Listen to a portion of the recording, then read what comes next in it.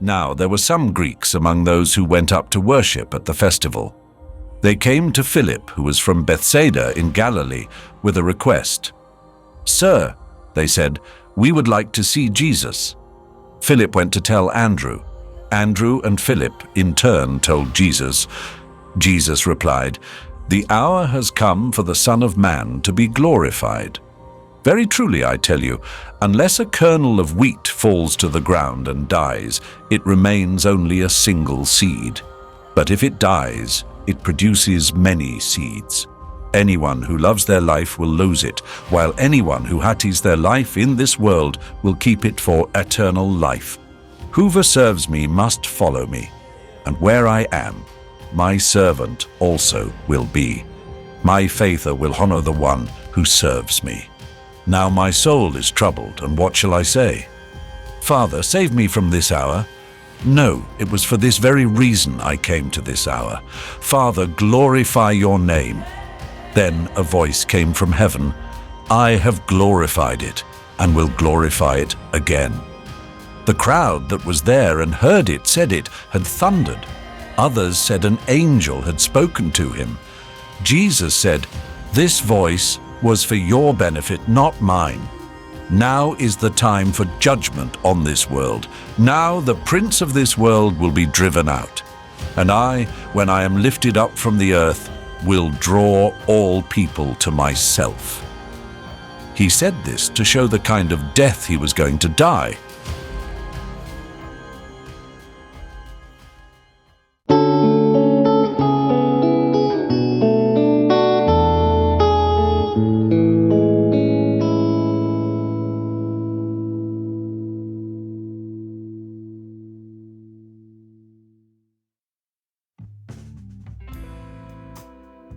Almost everyone among us yearns for an encounter that will change the way we feel, our perspective on life, the world, and ourselves. And then an opportunity arises. In the Gospel according to St. John, we encounter Greeks who desire to meet the Master.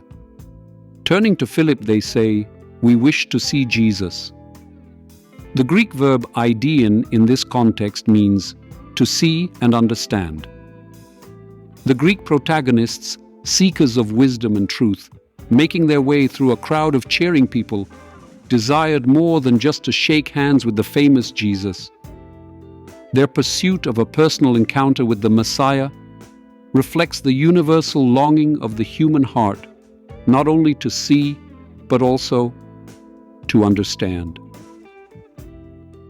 This is a depiction of us all in today's world, where we often lose meaning amidst the noise of information and the pursuit of what is fleeting.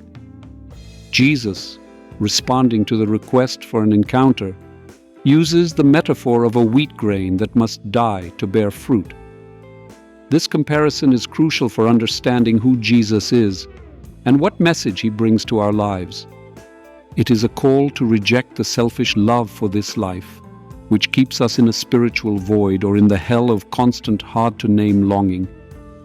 It is also an invitation to live in a way that is truly fruitful, even if it requires sacrifice and the courage to go against the current. Jesus' message is clear. To follow him, one must bravely leave behind one's previous life, with its transient values. Only by dying to one's material plans and desires can one achieve true life, which will be eternal and boundless. In the 15th chapter of the first letter to the Corinthians, the Apostle Paul says, "I die daily." Paul, like Jesus, points to daily dying to oneself as the way to live fully in truth and in love. What does this entail? Among other things, it involves thoughtfully saying yes or no to the proposals and temptations that reality presents to us every day.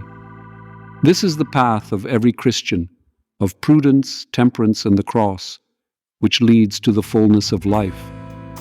Every aspiration to be a better version of oneself requires a kind of dying, whether to old habits that limit us or to selfish desires that distract us from our true purpose. The decision to embark on this difficult path is the first step towards achieving a new, improved quality of life for us. Modern realities often steer us towards egocentrism, to a life focused on oneself and one's achievements. However, the true path to happiness and fulfillment, as indicated by Jesus, leads through the courageous loss of oneself for others, for higher values.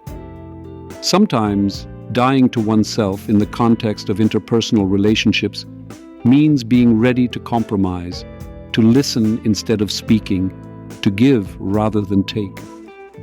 Through such dying, relationships can flourish, bringing true joy and satisfaction.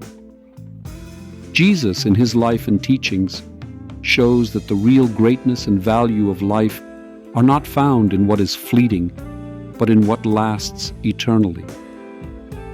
What at first glance appears to be a failure or loss, in God's plan is the way to true victory and life in abundance.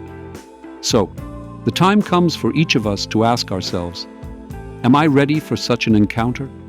Am I prepared to see and understand who Jesus is and to follow him, even if it requires sacrifice from me? May God bless us all